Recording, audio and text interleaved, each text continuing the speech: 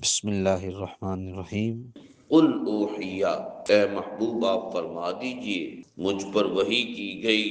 الیہ میری طرف، انہ استمع کہ سنا ہے، نفر من الجن جنات کی ایک جماعت نے قرآن کو سنا ہے، فقالو اور انہوں نے کہا، انا سمعنا کہ ہم نے سنا ہے، قرآنا عجبا کہ عجیب قرآن، یہدی الی الرشد وہ قرآن رہنمائی کرتا ہے ہدایت کی طرف، فآمنا بہ اور ہم ایمان لے آئے اس پر، ولن نشرک اور ہرگز نہیں ہم شریک ٹھہرائیں گے، بربنا احدا اپنے رب کے ساتھ کسی ایک کو بھی، وَأَنَّهُ تَعَالَى اور یہ کہ برتر ہے،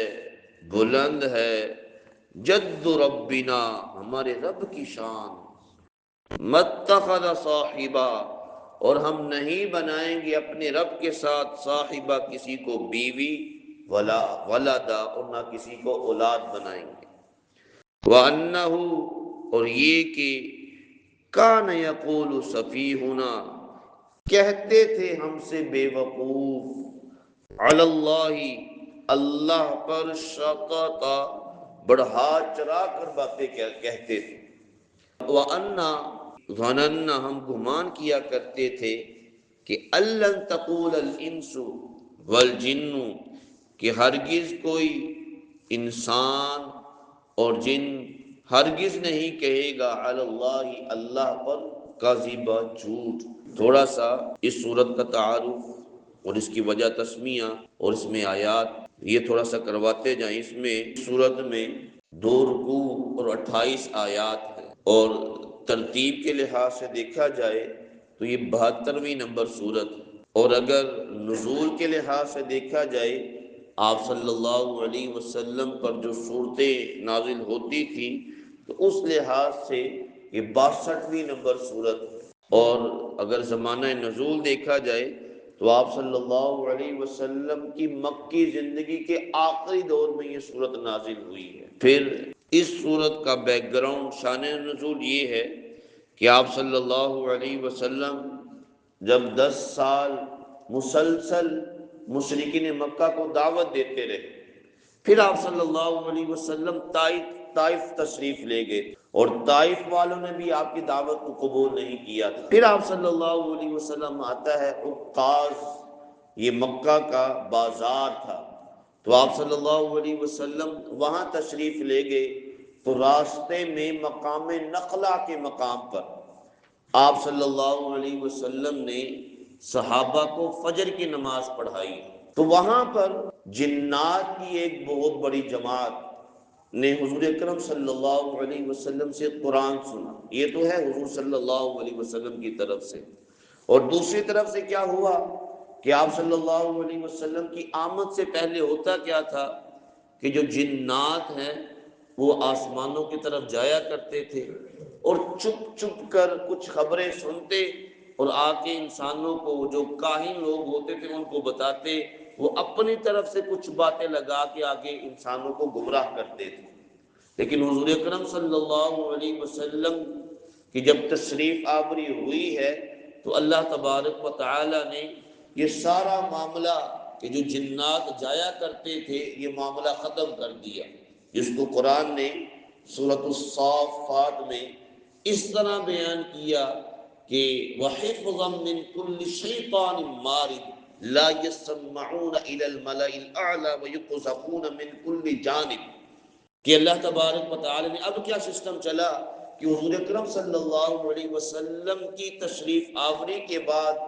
اب اگر کوئی آسمانوں کی طرف جاتا ہے تو انگاروں سے ان کو بھگا دیا جاتا ہے یا مار دیا جاتا ہے۔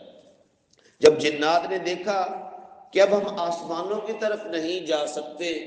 تو آپس میں انہوں نے کہا کہ لگتا ہے دنیا میں کوئی بہت بڑا معاملہ ہوا ہے، تو اس کے لیے انہوں نے کہا جی پتہ کریں، دیکھیں کیا معاملہ ہوا ہے جس کی وجہ سے ہم آسمانوں کی طرف نہیں جا سکتے۔ تو وہ سارا دیکھ رہے تھے۔ تو اب یہ جو جنات کی ایک جماعت تھی، جب انہوں نے حضور اکرم صلی اللہ علیہ وسلم کو دیکھا